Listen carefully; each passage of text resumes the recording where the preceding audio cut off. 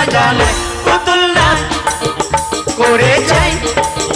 মোরা অনুষ্ঠানের শেষে আবার ঠিকানা জানাই যোগাযোগ যদি চাও